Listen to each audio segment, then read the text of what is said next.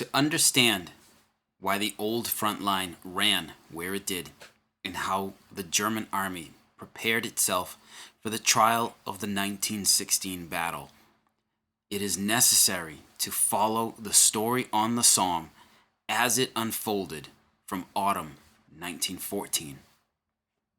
Author Jack Sheldon, The German Army on the Somme, 1914 to 1916.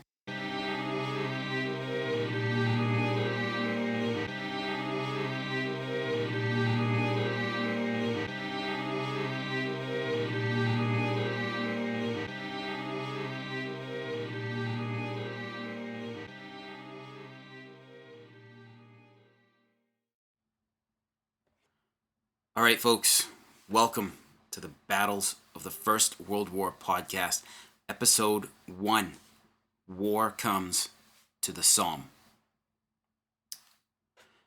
Right now, it is spring 2016.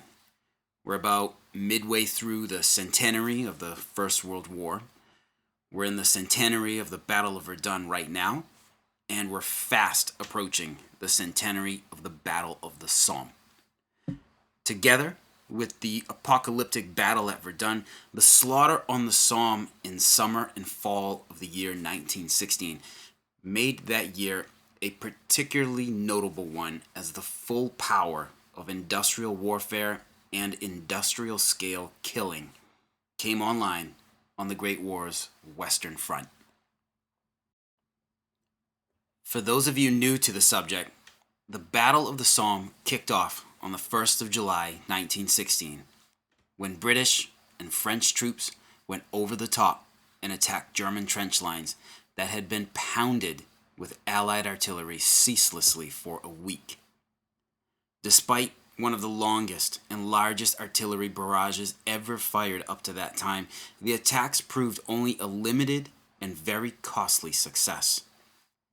The 1st of July, 1916, retains the macabre honor of being the bloodiest day in the history of British arms. Nearly 60,000 English and Dominion soldiers became casualties that day, with almost 20,000 of that number killed. For this unimaginably expensive sacrifice, the British attacks failed on half their attack front, and where there was some success, there was no dramatic breakthrough. For that many casualties, you'd expect some major returns. And that was just the first day. The Allies, in fits and starts, battered away at the Germans throughout the summer and fall. The Germans, never idle or passive participants, battered back. Until British operations were formally ended in the icy mud of November of 1916, millions of artillery shells plowed the rolling farmland of Picardy and the Somme departement into a hellish nightmarescape of utterly ruined villages, shattered trenches, stunted trees, mud, and dead bodies. For 4 months, British, Dominion, French, and German guns pounded each other as they fought for every trench, every village, and every hillock or wood that offered a slight advantage to the attacker. When it ended, the Battle of the Somme immediately claimed its spot as one of the costliest military engagements ever. British forces took some 420,000 casualties, while the French army bled out over 200,000 of its poilus and biffons. For these losses, the British advanced 7 miles in 4 months. In that same time, the French advanced 6 miles. Between the two allies, roughly 100 square miles of France were reconquered. For its part, forces of the German Empire fought for every inch of ground it gave, but exhausted themselves with the loss of anywhere from 450,000 to 680,000 men. The German army was thoroughly worn out after the Somme. The butcher's bill demanded by the battle seems extraordinarily high when compared to the tangibly miserable gains of the battle. And Herein lies some controversy that has come from the Somme. Since the publication of his 6-part series, The World Crisis, Winston Churchill's professional opinion that the Battle of the Somme was basically, as historian William Philpott paraphrased in his mammoth work titled Bloody Victory, The Sacrifice on the Somme, a battle of, quote, unimaginative and callous generals, ill-planned and futile offensive operations, high and unnecessary casualties, atrocious battlefield conditions, technophobic cavalrymen failing to appreciate the potential of new war-winning weapons, notably the tank, end quote. Mr. Churchill's opinion, accompanied by the opinions of others like authors A.J.P. Taylor and Alan Clark, the latter of whom wrote The Donkeys, has shaped our perception of the Somme battle and as a whole of the First World War itself. In the interest of full disclosure, I have to let you know that as of the writing of this episode, I have yet to read Mr. Churchill's, Mr. Taylor's, or Mr. Clark's books. I'm working on it. They're on the list. So I can't yet judge the merits of these works. I can, however, say that I have grown up with and absorbed the idea that World War I was just a colossal failure with a massive waste and loss of life. With recent works, though, that view is slowly being whittled down. Modern historians like Peter Hart and the aforementioned William Philpott look at the Somme from a different angle. They try to see the battle, its conduct, and its outcome through the eyes of the men who fought and directed the battle. We see a frontline shift of 6 or 7 miles for the loss of 600,000 plus men on the Allied side and see a failed battle of attrition. But Hart argues in his book, The Somme, Darkest Hour on the Western Front, that the slow grind of the attritional battle was, quote, excruciatingly painful, but it was the only realistic way at the time, end quote. Philpott argues that the Battle of the Somme, quote, was a victory, if an unappreciated one, end quote. The goal of the battle was much the same as that of the German plan at Verdun: to engage the enemy, fix him in battle, and wear his ass out. And this the British and French did, as we shall see in the episodes to come. With few other viable options, either side had to settle for attrition, wearing down your enemy's reserves, steadily reducing his capacity and will to fight until he caved in. It is from this point of view that we will view the Somme. So, moving on, exactly where is the River Somme, and how did it come to pass that the major Allied push in France in 1916 was conducted there? The River Somme is located in the Picardy region in northwestern France. On a map of France, locate Paris, and then look almost directly north until you find the city of Amiens, which is actually the capital of the Somme departement in Picardy, a departement being a political and administrative division of France. From Amiens, look northeast and locate the towns of Albert and Bapaume. These names will be coming up a lot. Looking in a southeasterly direction from Albert, you will see the River Somme, a lazy, meandering, and marshy river that runs in a generally westerly direction until it empties out into the Atlantic. The land in this departement is that of rolling farmland hills with gentle valleys in between, where peasant folk have worked the fertile soil for generation after generation. This is not the flat and wet Flanders plain further north, near Lille, and the southwest corner of Belgium, nor the forests and hills of the Argonne and the Meuse, This is big sky country, where the land underneath is as open as the heavens above it. Breaking the routine of these farmland hills are numerous hamlets, villages, and the occasional town, along with tracts of woods of varying sizes. South of the Somme, on the Santerre plain, the land is more broken up by villages and farmland divisions than to the north. North of the river, the ground rises as you head west. Subtle ridges rise and then dominate the ground around them, like Thiepval, Redon, and Pozières ridges. Below Thiepval Ridge runs the river Ancre, which continues on and runs through Albert. Thiepval, Pozières, the Ancre, these are names that will come up later and will definitely be on the test. It wasn't that war was new to the Somme departement.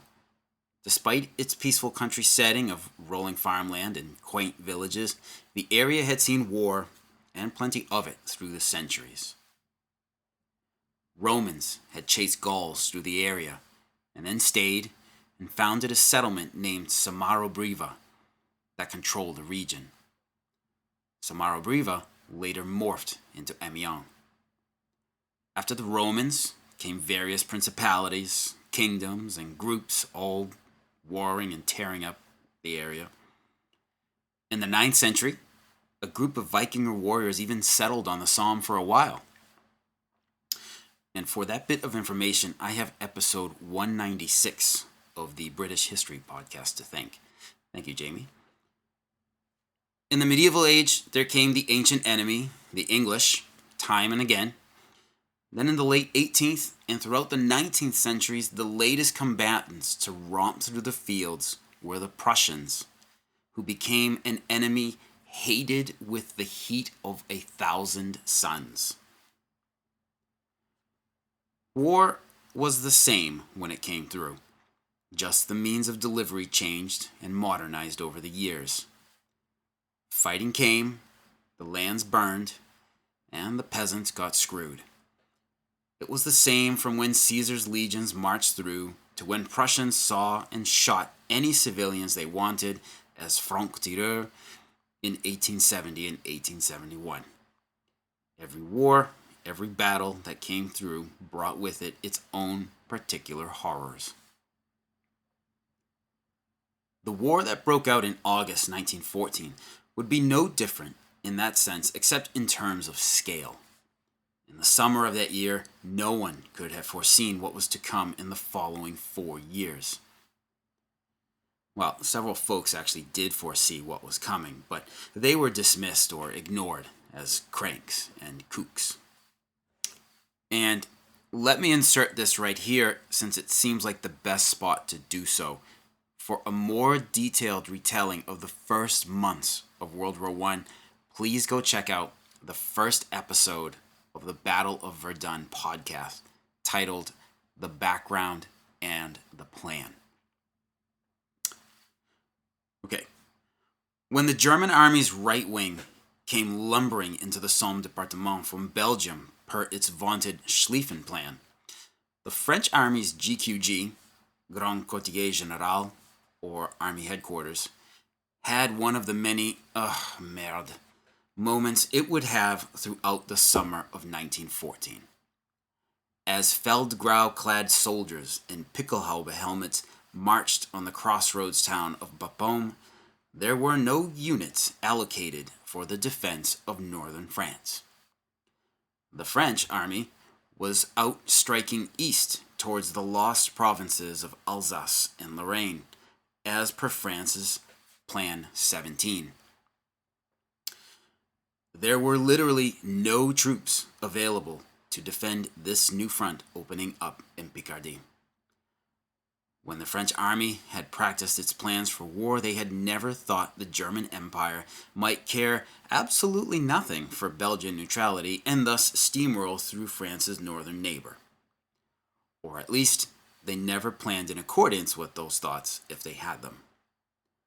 This naive line of thinking, coupled with propagandistic newspaper accounts of the war's progress thus far, left everyone doubly surprised when reports of German troops entering Picardy began clanging like alarm bells. The first clash on the Somme happened on August 28th at the village of Moillen, east of the town of Albert and to the north of Péronne, when French troops rushed from the Paris garrison crashed into the advancing Germans. Rifles cracked by the dozen and then by the hundreds. Machine guns stuttered in the summer heat, and the impossibly loud boom of artillery shattered whatever quiet may have remained. What followed was a day of confused but ferocious fighting for the Germans and the French, the latter of whom saw 2 infantry regiments wiped out in hours. It was a day of unimaginable terror for the inhabitants of Moillen, who were shelled mercilessly by their own artillery because German troops were also ducking low in the town. At the end of the day, the French pulled back haphazardly, and the Somme region lay wide open to the Germans. French soldiers had put up a good fight, but they were reservist weekend warriors up against just-blooded front-line German troops. The Germans marched all the way into Amiens, where they promptly began subjecting the now captive locals to harsh treatment that included rounding up all Frenchmen of fighting age and shipping them back to Germany for what would be years of imprisonment and forced labor. In September of 1914, German Crown Prince Wilhelm's Fifth Army was stopped cold in the hills north of Verdun, and the trench lines of the Western Front were born. Then came the wild melee that was the Battle of the Marne, and Imperial Germany's overextended armies were rammed backwards in disarray. The rough trench lines snaking out of Verdun reached into Champagne in the Aisne region, and the front lines began to stabilize. Now, with the French and British victory and the miracle on the Marne, a trench deadlock began to set in as neither the Allies nor the Germans were able to outflank each other and deal the hoped-for, crushing, war-ending blow. 2 weeks after the occupation of Amiens, the Germans up and pulled out of the city. Then they pulled back, way back, and out of the Somme region. But it didn't last. As trenches and foxholes extended northwestward in the just awfully misnamed race to the sea, where neither the Allies nor the Germans were trying to reach the coast, war came back. So now, the First World War really introduced itself to the Somme, showing its modern take on warfare. Violence, death, and destruction on a massive scale. The Germans again lumbered into the region, half blind this time as they desperately sought to turn their enemy's flank and get ahead of the steadily stagnating front line. Battle centered around the Péronne area again, with Péronne itself falling to the German Crown Prince Ruprecht's 6th Army again, and the Santerre Plain south of the Somme becoming a major hotspot. French troops of General de Castelnau's 2nd Army came at the Germans, ready for a fight. These weren't reservists just called up to active duty. These were troops now hardened by weeks of a frightful new war, and they were still riding high on the wave of their victory at the Marne. The French army may have suffered leadership issues, but it really did not suffer from a lack of will or bravery on its soldiers' part. French troops, known affectionately as Biffins, or more commonly as poilus, meaning hairy, for their proclivity towards facial hair that honestly would make any hipster swoon. These poilus were resilient, battle-tested, and more than willing to deal the hated Boche another ass-whooping like the one given out just a few weeks before. They knew why they were fighting. They were defending French land and their people. Autumn on the Somme is beautiful. With the sown fields ready for harvest and the woods at their fullest, it is a stunning vision of hill after hill of varying shades of green, broken up with weathered but well-loved villages, hamlets, tracts of rich green forest. The fields were rich with sugar beets. A German officer noted that as the infantry companies advanced, hares sprang up and out of the fields ahead of them, and partridges flew off to avoid the oncoming masses of gray-clad humanity. The fields were described as being as flat as billiards tables, and the late September weather was crisp and clear. Quick aside, folks, from here on out, there's going to be a lot of names of villages coming up. So there is a map that is posted on the podcast website page, www.firstworldwarpodcast.com. Just check out the map page on that website. Okay. First contact was made on September 24th as the Germans moved to take over the villages of Somme and Lyon south of the river. Heavy fighting developed at Somme when Bavarian troops marched into what they thought was a burning but otherwise empty town, only to be ambushed by French troops and immediately locked into a firefight. Frenchmen stopped the Bavarians in their tracks. Now, both sides got down to serious business. The Santerre Plains south of the Somme lit up frightfully as both French and German artillery opened up on each other with a fury. The idyllic autumn farmland of the Somme disappeared as shells tore through the air like banshees gone mad, striking villages in dirty orange bursts that sent dust and masonry high up into the air. In the fields, shells now plowed the earth, with sugar beets arcing skywards, as well as soldiers, parts of soldiers and their equipment. Rifle and machine gun fire created a wall of noise behind that of the artillery.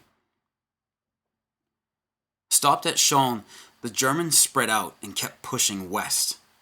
In an assault on the village of Vermandovier, a young German expressionist writer named Alfred Lichtenstein fell on that 24th day of September. He was to be one amongst thousands of others like him killed at the Somme over the coming weeks, and one amongst hundreds of other artists who would die in the Great War. The battered and smoldering buildings of Somme were wrested from French hands the next day.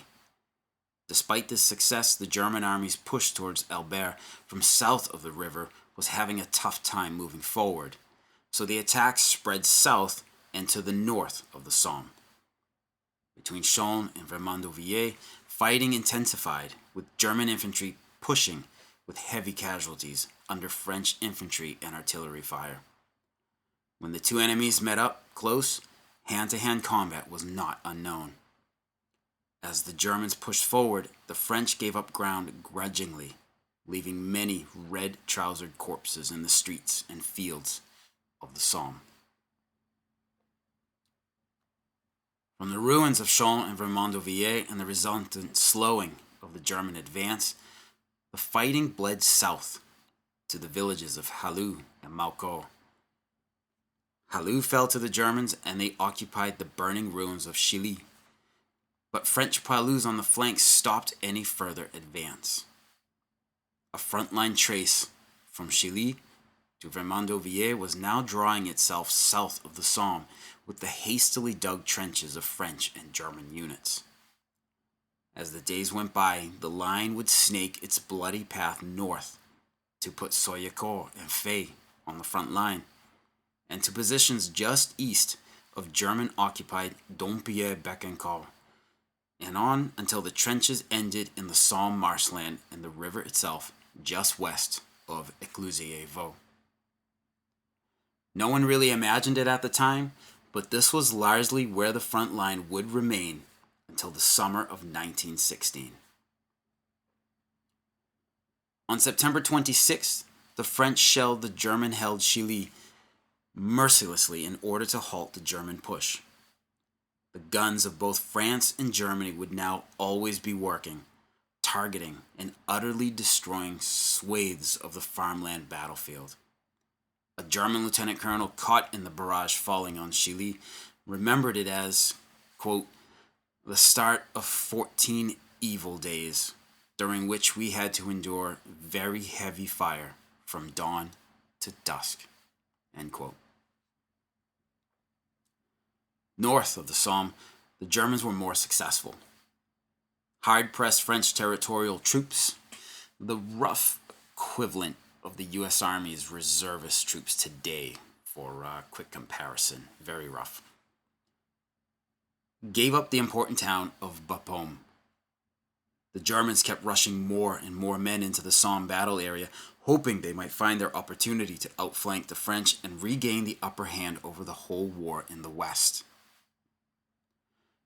Of course, the French army was trying to do the same. The vaunted 20th Corps, known as the Iron Corps, and formerly commanded by the famous General Ferdinand Foch, pushed east astride both banks of the Somme. The corps of blue-jacketed, red-trousered infantry were headed for Comble, north of the river, and Péronne to the south. But the 20th Corps, tough as it was stopped on both banks by heavy artillery fire that rocked the countryside. Blood and guts could not stand up to shot and shell. Along with the heavy shelling came German troops from the direction of Bapaume, attacking and looking like their chance to turn the enemy flank was now. But not so. French Army's 21st Corps rushed in north of the Somme to cover the 20th's open flank. They also put themselves between the Boche soldiers and Albert as well. In the confusion and panic, however, Fricourt village, about 4 kilometers east of Albert and known as the second village of the Somme, with over 170 houses located there, was abandoned. The Germans wasted no time. They rushed in and took it. Once the French realized their error, they threw themselves at Fricourt, trying to recapture it. Brutal close quarters fighting ensued from the end of September and on into the first week of October as Poilus first clawed back half of the steadily pounded village, but were then pushed out entirely by October 7th. German troops pushed their French enemy out of Fricourt, but found they could move no further west. A hasty night attack on nearby Bécourt hamlet, located between Albert and Fricourt, yielded nothing but 800 plus men killed, wounded, and missing for the Germans. The front north of the Somme was now also freezing in place. By October 7th, the opposing lines of scraped-out holes ran from Curlu on the north bank to Maricourt and then Fricourt. As the fight for Fricourt raged, the Germans tried to outflank the French again, attacking the village of Thiepval, some 5 to 6 kilometers northwest of Fricourt on September 27th. When the first Germans moved into Thiepval, they immediately seized any man of fighting age present and took them away, locking them up in the village church. These soldiers then pushed out from the village towards Auteuil to the southwest, which lay on the road to Albert. When a second unit of Germans entered Thiepval, they found the women folk of the village were gathered at the priest's house. These women were in a state of panic terror. For days, the rumble of war had been heard and felt all around them, and most likely could be seen as well with smoke on the horizon. Rumors of Germans became true when troops in field grey and the Pickelhaube helmet entered at the double. With the men taken away, the worst could only be believed by these terrified civilians. The Germans were known for using Schrecklichkeit, terror, as a weapon to keep enemy civilians in line. The lines of Belgian refugees had confirmed all this, and French newspapers had certainly used every tale of German terror to highlight how barbaric the enemy Hun truly was. So far as I can tell, the citizens of Thiepval were not physically harmed. The German army, though, was stopped just outside the village and was unable to push any further west or southwest. I would imagine the men, at the very least, would eventually be deported to Germany for what was effectively slave labor. And that's just really not cool, German Second Reich. Really not cool. Southwest of Thiepval, there is another incident, taken from Lynn MacDonald's excellent book titled Somme, that shows the plight of civilians suddenly caught up on a battlefield. Near that just mentioned village of Hauteville, between Thiepval and Albert, a local farmer named Borromée Vaquette went out on the morning of September 27th to let his cows pasture as he always did. Yes, the war was near, and getting nearer, but Monsieur Vaquette's cows still needed to eat. Life had to continue as best it could. Borromée walked his cows away up towards Thiepval, which sits on Thiepval Ridge. Once he had his cows in the right field, he set about penning them in with stakes, wire, and a mallet. It was at this time that French soldiers saw a man hammering stakes into the ground in the morning fog. Taking him for a German, French troops opened up with their rifles and took down Borromée Vaquette, killing him on the spot. The French NCO in charge soon realized the terrible error, and he personally informed the Vaquette family through his own tears what had happened. In the meantime, German troops took up positions along the ridge where Borromée's cows were grazing. It would be 9 days before a group of poilus and Borromée's daughters could sneak through the fields in their socks to recover his body.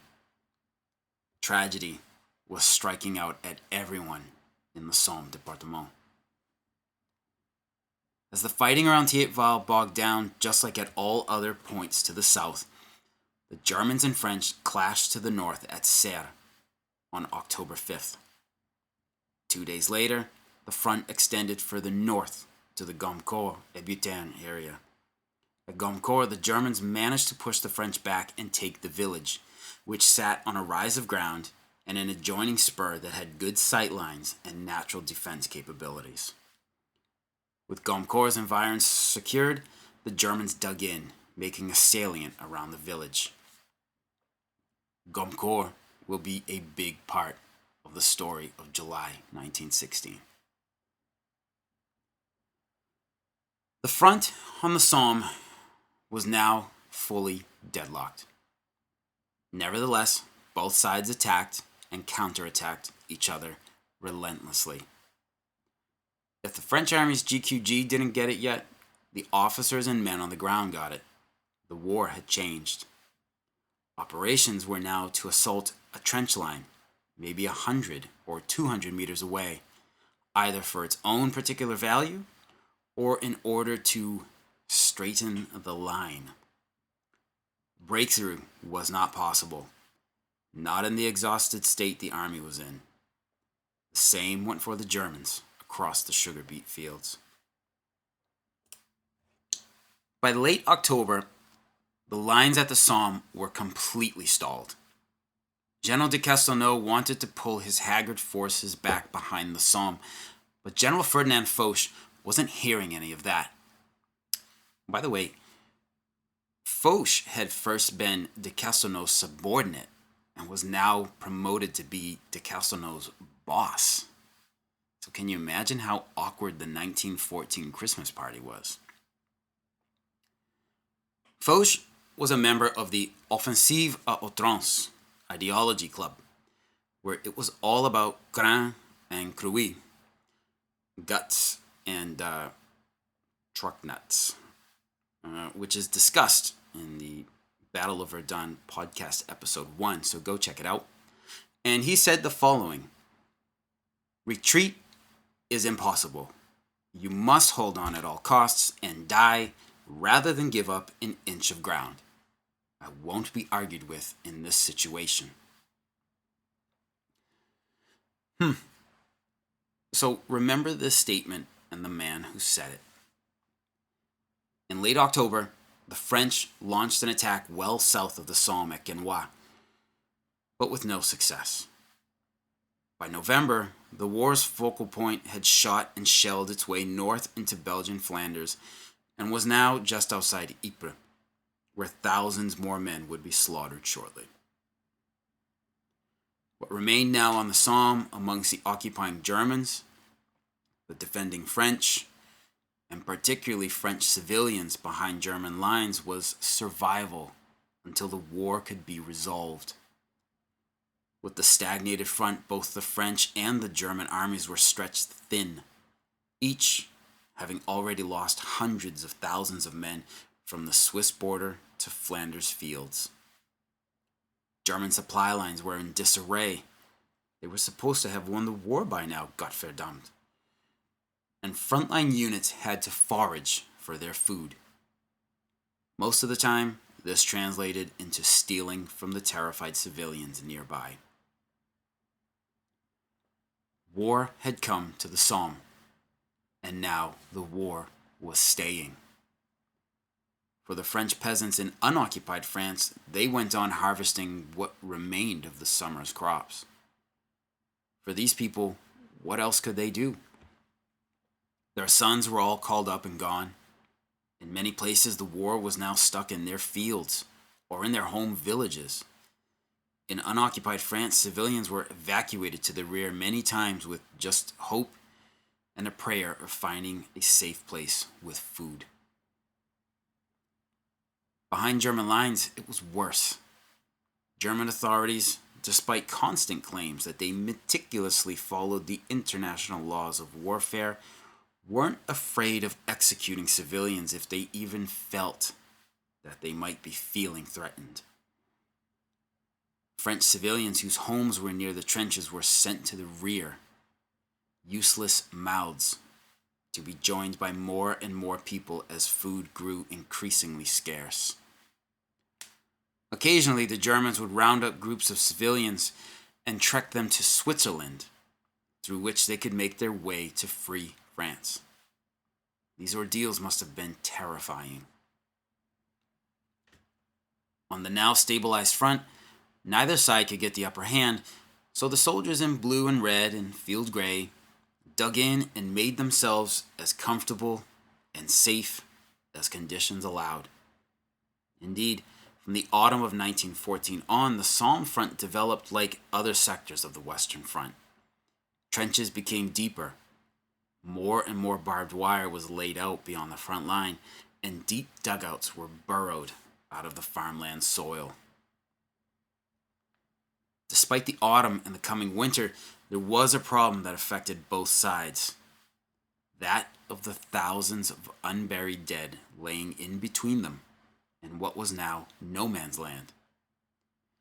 Even though the steadily falling temperatures put a biting chill in the air, the stink of rotting flesh was everywhere. In addition to being dead and stinking bodies, the dead and stinking bodies attracted hordes of rats that spread filth and disease into the trenches and dugouts of the still living.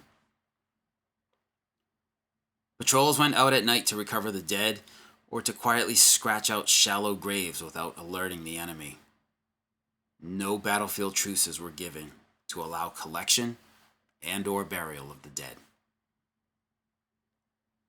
Other patrols that went out at night were to probe enemy defenses or gather intelligence. Over time, these patrols became more elaborate and more aggressive, with patrols morphing into trench raids that killed and captured enemy troops and left everyone on a hair trigger at night. All this as shells and flares constantly went off at night, punctuated by rifle fire. A routine was setting in with the combatants of both armies. There was the never-ending task of trench repair, the night patrols and trench raids, as well as keeping your head down and fighting the common enemy of winter weather. There were outbursts of fighting all the time, sometimes big, sometimes small, but when things calmed down, the routine picked up where it had left off. Soon a live and let live policy among both French frontline poilus and German Frontkämpfer came about. Mud and rainwater collapsed and filled trenches not properly prepared and riveted against the winter weather, particularly among the less well dug communication trenches between the front line and the rear areas. Because of this, both French and German troops had to scramble over open and exposed ground, bent double, to carry items like food and water to the front.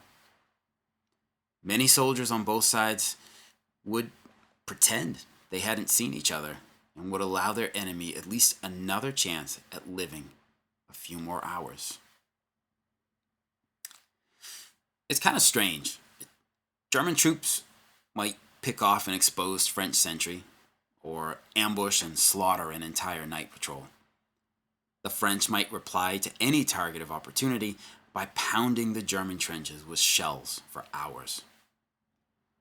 Yet, if otherwise just trying to get from point A to point B with a water can after days of cold and soaking rain, they'd let each other go.